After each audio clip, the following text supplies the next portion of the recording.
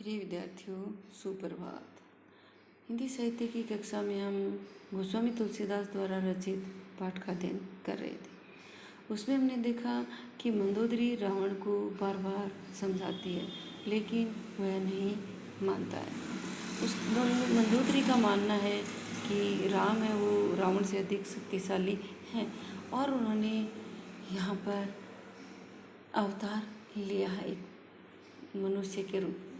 इसलिए वह बताती भी है कि आपकी बहन का नाक काटने वाले एक बंदर के द्वारा लंका को तहस नहस कर दिया गया, इसलिए आप है वो उनसे बैर मोल न लें, उनसे मित्रता कर लें। लेकिन रावण नहीं मानते हैं। अब हम देखेंगे कि किस प्रकार से आखिर का पैराग्राफ। तब बलनाथ डोल ने तरनी, तेज हीन पावक शशि तरनी, शेष कमठ सही सकई न भारा, सो तनु भूमि परेऊ भरी छारा।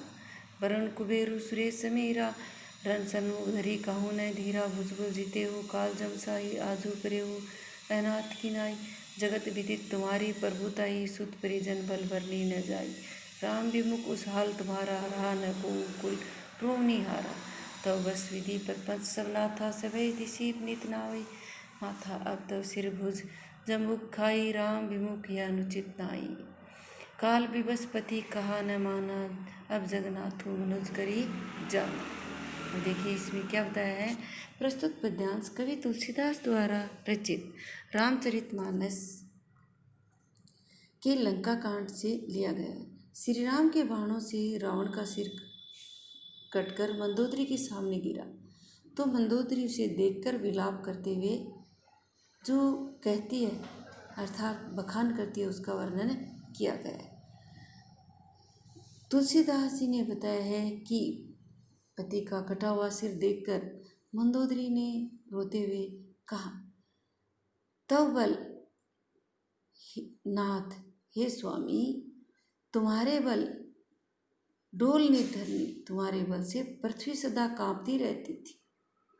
नित हमेशा धरनी धरती, तेजहीन पावक शशि तरनी, और तुम्हारे सामने तेजहीन पावक शशि तरनी, सूर्य, चंद्रमा, अग्नि, इन सभी के बारे में बता रही है कि वो सभी तुम्हारे बल से कांपते रहते थे, अर्थात वो भी तुम्हारा बल है वो मानते थे। तेजहीन पावक शशि तरनी, पावक अग्नि, शशि चंद्रमा, तरनी सूर्य, तुम्हारे तेज से चंद्रमा, अग्नि, सूर्य ये भी तुम्हारे सामने डरते थे। शेष कमठ सही सकई न भारा, शेषनाग और कच्छप भी जिसका भार नहीं सह सकते थे। सो तनु भूमि परेऊ भरी छाई, और वहीं आज शरीर धूल से सना हुआ। सो तनु वही शरीर भूमि पर परेऊ पड़ा है, भरी छारा मिट्टी से धूल से सना हुआ इस जमीन पर पड़ा है। वरुण कुबेरु सुरेश समीरा, वरुण, कुबेर, इंद्र और वायु, इनमें से किसी ने भी युद्ध में तुम्हारे सामने रण सन्मुख धरी कहूँ न धीरा, तुम्हारे सामने धैर्य धारण नहीं किया, अर्थात सभी तुमसे भयभीत रहते थे। कौन कौन? वरुण, कुबेर, सुरेश, इंद्र और समीरा वायु, ये सभी तुम्हारे सामने धैर्य धारण नहीं कर पाते थे, अर्थात तुमसे भयभीत रहते थे। भुजबुल जीते हो काल जमसाई, जिन्हें तुम अपनी भुजाओं के बल से काल और यमराज को भी जीत लेते थे। आजू परेऊ अनाथ की नाई, हे स्वामी, आज तुम एक अनाथ की तरह पड़े हुए हो, गिरे हुए हो। कहाँ पर? जमीन के ऊपर अनाथ की तरह पड़े हुए हो। जगत विदित तुम्हारी प्रभुताई, हे स्वामी, पूरा संसार है वो तुम्हारे बल के बारे में जानता था, तुम्हारी प्रभुता के बारे में जानता था। सूत परिजन बल भरनी न जाई, तुम्हारे पुत्र और परिजनों की शक्ति का वर्णन भी नहीं किया जाता। सुत पुत्र परिजन परिजन बल शक्ति के बारे में वर्णन नहीं किया जा सकता। राम विमुख उस हाल तुम्हारा, और परंतु राम के सामने तुम्हारी यह दुर्दशा हुई। रहा न को कुल रोनिहारा, तुम्हारे वंश में तो कोई रोने वाला भी नहीं रहा। उसका मानना है कि तुम्हारे वंश के तो सभी को ही राम ने मार दिया, अर्थात सारे मारे गए। तब बस विधि परपंच सब ना था। हे स्वामी, यह पहले ही तब बस विधि परपंच सब ना था। यह सब कुछ हे स्वामी, यह विधाता की ही सारी सृष्टि का खेल था। सभय दिशी नित नावई माथा, और तुम्हारे भय से सभी भयभीत होकर नाव ही नवाते थे माथा मस्तक। अब तब सिर भुज जम्बूक खाई, अब तुम्हारे ही सिर को जम्बूक गिद्दड़ है वो खाए। राम विमुख, राम से श्री राम के विमुख होने पर भी ऐसा अनुचित नहीं, अर्थात भगवान का विरोध करने पर ही ऐसा फल मिलना था, और यह उचित भी था। उसका मानना है कि यह अनुचित नहीं है। काल विवश पति कहा न माना, मृत्यु के वश में होने से हे स्वामी तुमने कहना नहीं माना। अब जगन्नाथु मनुज करी जाना, हे स्वामी अब तो श्री राम हैं जो करेंगे वही होगा, अर्थात तुमने उनको साधारण मनुष्य ही जान लिया था, मान लिया था। अब हम इसमें विशेष लिखेंगे कि मंदोदरी है वो रावण की मृत्यु होने पर प्रलाप कर रही है। दूसरा हम लिखेंगे रावण के बल वैभव को अभिव्यक्त किया गया है। तीसरा हम लिखेंगे अवधि भाषा का प्रयोग हुआ है, साथ ही अनुप्रास और काव्यलिंग अलंकार भी है। आगे देखिए, जान्यो मनुज करी धनुज कानन दहन पावक हरि स्वयं, जेहि नमत शिव ब्रह्मादि सुर पिए भजेऊ नहीं करुणा में, आ जन्म ते पर द्रोह रत पापोघ में तब तनु है, तुम्हें वो दियो निज धाम राम नमामि ब्रह्मा निरामय। प्रस्तुत अवतरण तुलसीदास की कृति रामचरितमानस के लंका कांड में से लिया गया। इसमें मंदोदरी रावण के मृत शरीर को देखकर प्रलाप कर रही है, उस स्थिति का वर्णन किया गया है। मंदोदरी कहती है, हे प्रियतम तुमने जान्यो मनुज करी धनुज कानन दहन पावक हरि स्वयं। हे प्रियतम दैत्य रूपी वन को जलाने के लिए अग्नि स्वरूप श्री हरि को तुमने साधारण मनुष्य समझा। शिव और ब्रह्मा जेहि नमत शिव ब्रह्मादि, शिव और ब्रह्मा भी जिन्हें नमस्कार करते हैं, जेहि जिनको नमत नमस्कार करते हैं, सुर पिए भजेऊ नहीं करुणामय, लेकिन तुमने उन करुणामय का भजन नहीं किया, उनका प्रभाव नहीं समझा। आजन्म ते परद्रोह रत पाघोग में तव तनुय। और अब क्या कर रही है कि तुम्हारा यह शरीर जन्म से लेकर मृत्यु तक दूसरों से द्रोह करता रहा, दूसरों से दुश्मनी ही करता रहा। फिर आगे क्या कहती है, तुम्हें वो दियो निज धाम राम नमामि ब्रह्मण्य। तुमने इतना बुरा काम किया कि ब्रह्म ने भी तुम्हें अपना धाम दिया। इतना बुरा कार्य करते हुए भी ब्रह्मलोक में भी तुम्हें रहने के लिए जगह दिए, इसलिए मैं उन्हें प्रणाम करती हूँ। नमामि नमामि प्रणाम करती। अहम नाथ रघुनाथ सम कृपा सिंधु नहीं आन। हे नाथ श्री रघुनाथ के समान कृपा का सागर दूसरा कोई नहीं है।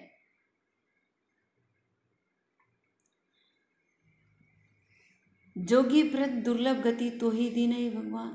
जो दुर्लभ गति, जो योगियों के लिए भी दुर्लभ, योगी हैं उनके लिए भी जो गति मुश्किल होती है, जोगी वृंद दुर्लभ, जोगी वृंद योगियों के लिए भी जो योगियों का जो समूह है उनके लिए भी जो गति मुश्किल होती है, वही गति तुम्हें दी गई है। अर्थात श्री रघुनाथ कृपा करने वाले हैं, इसलिए तुम्हें यह धाम, ब्रह्मलोक का धाम है वो प्राप्त हुआ है। अब हम इसके प्रश्नोत्तर करेंगे। श्री रामचरितमानस के रचयिता कौन है? तुलसीदास। दूसरा है, मंदोदरी किसकी पत्नी? रावण की। रावण को लंकेश क्यों कहते हैं? क्योंकि वो लंका के पति थे। मंदोदरी ने रावण को किससे बैर न लेने की सलाह दी? मंदोदरी ने रावण को श्री राम से बैर न लेने की सलाह दी। रावण किसका अपहरण करके लाया था? रावण सीता का अपहरण करके लाया था, या ये कहे श्री राम की पत्नी सीता का अपहरण करके लाया था। कवि ने श्री राम और रावण में किस प्रकार का अंतर बताया है? कवि ने श्री राम को सूर्य के समान और रावण को जुगनू के समान बताकर अंतर स्पष्ट किया है। रावण ने सीता हरण क्यों किया? प्रिय विद्यार्थियों, इसमें लिखेंगे रामायण की कथा के अनुसार, क्योंकि हमने यह कथा सुनी है तो उसके अनुसार जब सीता एवं लक्ष्मण के साथ श्री राम पंचवटी में रहने गए थे, तब रावण की बहन शूर्पणखा ने कामासक्ति से उन्हें परेशान किया। तो इस अपराध के कारण लक्ष्मण ने शूर्पणखा की नाक काट दी। तब शूर्पणखा रावण के पास गई और उसने सीता की सुंदरता और अपनी व्यथा का वर्णन बढ़ा चढ़ाकर रावण के सम्मुख करके उन्हें युद्ध करने के लिए उत्तेजित कर दिया। इससे रावण क्रोधित हो गए और खर और दूषण एवं शूर्पणखा का बदला लेने के लिए उन्होंने सीता का हरण किया। मंदोदरी राम को क्या समझाती? रावण को मंदोदरी राम को क्या समझती थी? मंदोदरी श्री राम को साक्षात परम ब्रह्म समझती। वह मानती थी कि राम है वो मर्यादा पुरुषोत्तम राम, जिनका इस धरती के ऊपर एक मनुष्य के रूप में अवतार हुआ है। उन्होंने नरदेह में अवतार लिया है और वहीं इस संपूर्ण जगत को चलाने वाले हैं और वहीं ब्रह्म के अवतार हैं तथा उनकी लीलाएं अपरंपार हैं। आगे देखिए, मंदोदरी ने रावण से क्या कहा? मंदोदरी ने रावण से विनम्रता का व्यवहार करते हुए समझाया कि उन्हें सीता को वापस लौटा देना चाहिए, क्योंकि सीता राम की पत्नी है और राम साक्षात परब्रह्म है। उन्होंने धरती पर एक नर के रूप में अवतार लिया है, इसलिए उनसे वैर विरोध न करके उन्हें सीता को खुशी के साथ ही, या ये कहें कि सहर सीता को लौटा देना चाहिए, इस प्रकार से समझाती है। बाकी जो भावार्थ है ये हमने कर लिया है। आगे देखिए, मंदोदरी द्वारा रावण को दी गई शिक्षा। तो इसमें लिखेंगे मंदोदरी रावण की पत्नी थी और वह राजमहर्षि दानव की पुत्री भी थी। वह रावण के अहंकार और अविवेक से ग्रस्त होने पर उन्हें समझाने का प्रयास करती है। वह रावण को बताती है कि राम कोई साधारण मनुष्य नहीं है, वो परमात्मा के अवतार हैं। उनके दूत हनुमान ने भी लंका को जला दिया, अशोक वाटिका को उजाड़ दिया और अनेक शक्तिशाली राक्षसों को मार दिया।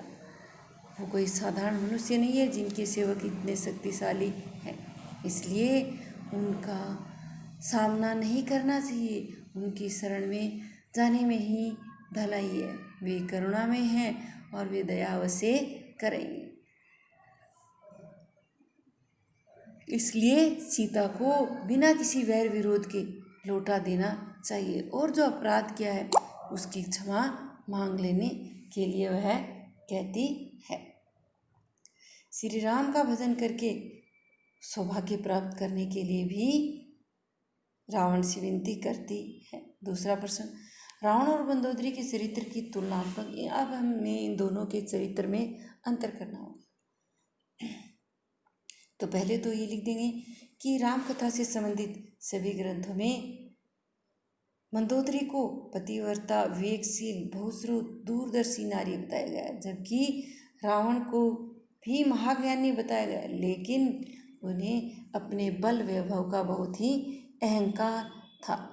उस अहंकार की वजह से वो मंदोदरी की बातों को नहीं सुनते हैं। मंदोदरी धर्म का पालन करने वाली, सदाचारी, पर स्त्री का सम्मान करने वाली स्त्री थी, लेकिन रावण अधर्मी, दुराचारी और ऋषि मुनियों को परेशान करने वाले थे। वे अपनी स्वेच्छा से विचरण करना चाहते थे, अपनी शक्ति के बल पर सभी को अधीन कर रखा था। वो भगवान उसी के अधर्ममय शासन को समाप्त करने के लिए श्री राम का रूप लेकर धरती पर अवतरित होते हैं। मंदोदरी श्री राम के अवतारी महिमा को जानती थी, परंतु रावण नहीं जानता था। मंदोदरी उन्हें समझाती है कि वे उनसे वैर विरोध न करें। अपने सुहाग और निशाचर कुल के मंगल की चिंता के लिए ही रावण के अभिमान को दूर करने के लिए सही रास्ता भी दिखाने का प्रयास करती है, लेकिन रावण उसकी बात नहीं मानता है। अतः दोनों के व्यवहार में बहुत ही अंतर था।